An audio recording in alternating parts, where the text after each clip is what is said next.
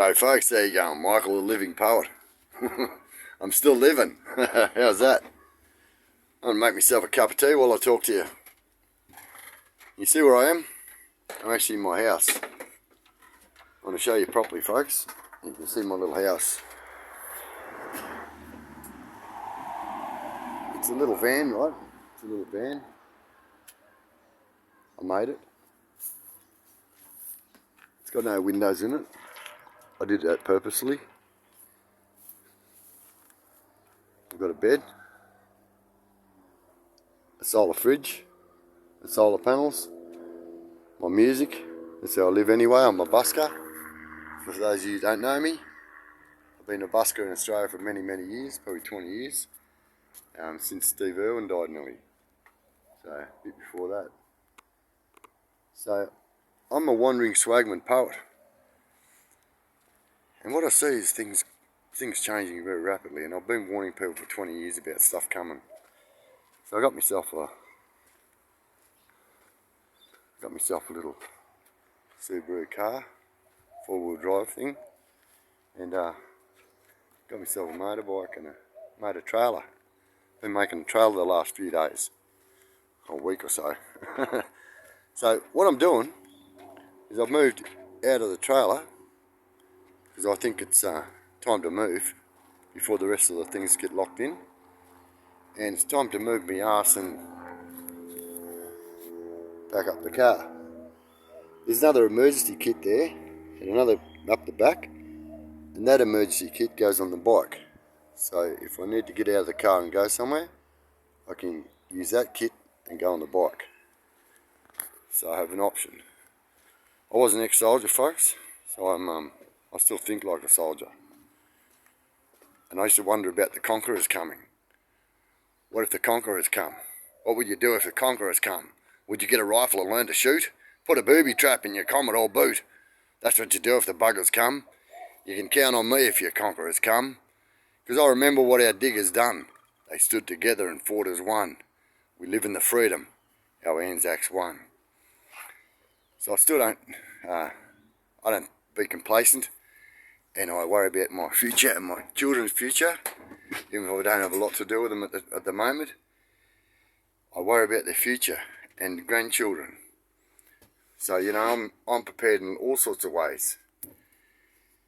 And what I'm saying, I'm going to sit this down and have a good old yak for a minute. A cup of tea can wait. Basically, over the last 20 years, that I've been warning people and writing poetry to confront my thought and saying, diversity's gone from the average farm. This could only be to me country's harm. Indigenous people are sometimes hated, you know. We had to generate love in the country, generate common sense, which isn't very common anymore. But apathy on the streets, as I noticed as a busker, I'd see apathy walk by me. It was everywhere. Yeah, people walk by, couldn't care less, you know, and they judge me from my hair and go, oh, look at him, he must be on drugs, he's a druggo, look at him, dreadlocked hippie freak. Well, you know, I was a jolly ex-soldier. I was an ex-soldier too, and I worried about my country's future, and my uncles fought in Kokoda Trail in Egypt for the freedoms we have for the last 70 years in this country. You know, like fair income guys. Wake up, Australia, I used to say. So, we don't have a tyre manufacturer in the country. Successive governments through, you know, bipartisan agreement in this stuff since the Lima Agreement in 1974 have implemented United Nations suggestions. So they'll say, implement pandemic laws in 2019. What does our government do? Implement them. Oh, 220 comes along, there's a pandemic. Oh, how did everybody know to implement them in 219? There's so much skullduggery going on. They sold our tyre manufacturer. The last one left Adelaide was Bridgestone. We have no Holden, no Ford, no Mitsubishi. We don't have a vehicle manufacturer in the country. They're going to grow marijuana in the GM Motors one in Adelaide, they reckon. My goodness. So we couldn't make tanks if we needed them. We can't get a good decent submarine made. They're still waiting on a submarine contract 20 years later. They leased our port in Darwin to the Chinese. Let's look at other things in the world. Food. The last 2 years, like what's been happening in the world. You've had locust plagues in Africa. You've had major flooding all through China.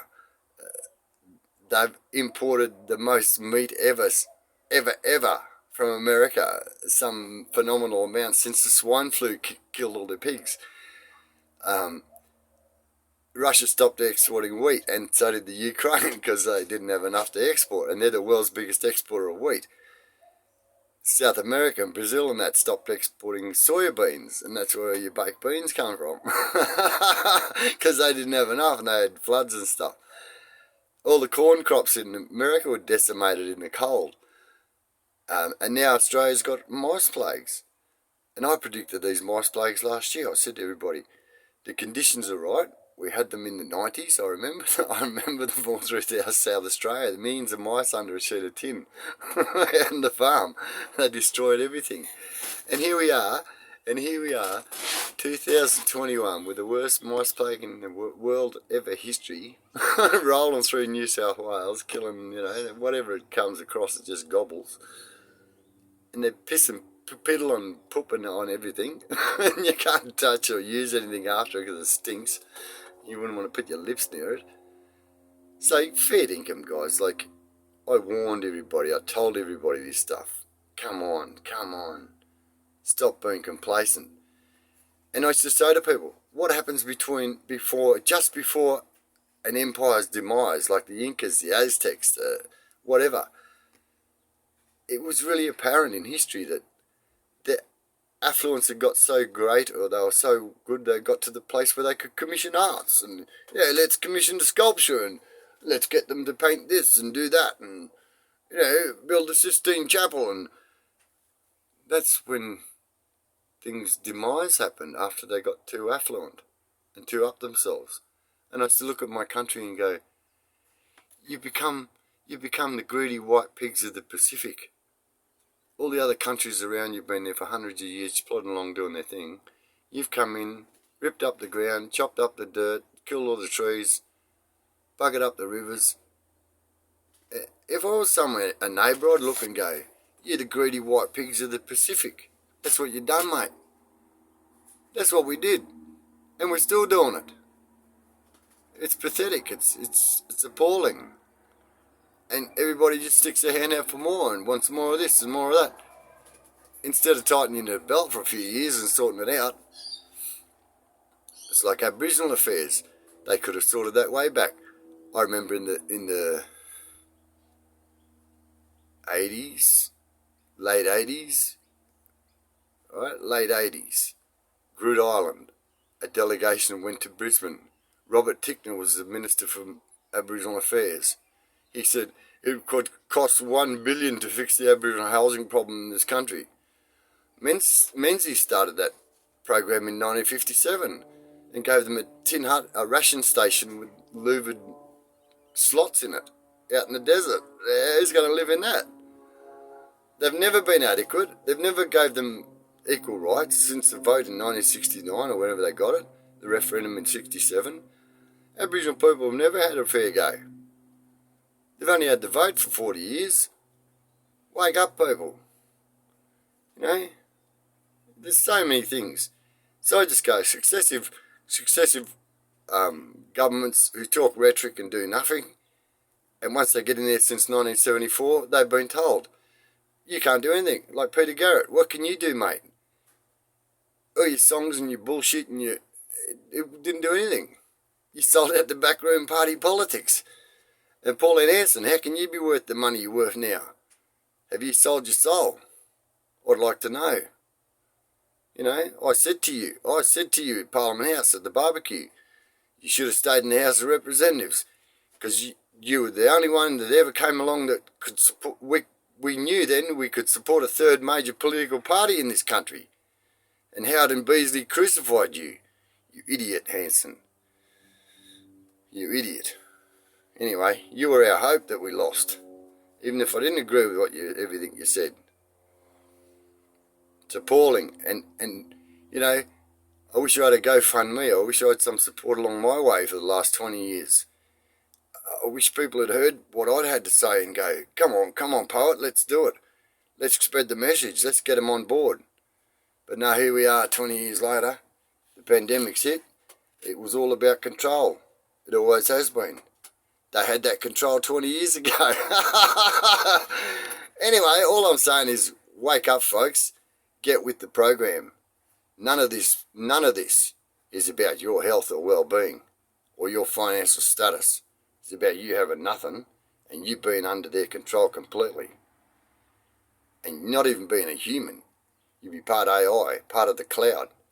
Well, no thank you. I ain't part of it. So please follow me, folks, and I'll give you updates as I know and keep as honest and real as I can. But the deal is to get ready. Things are coming.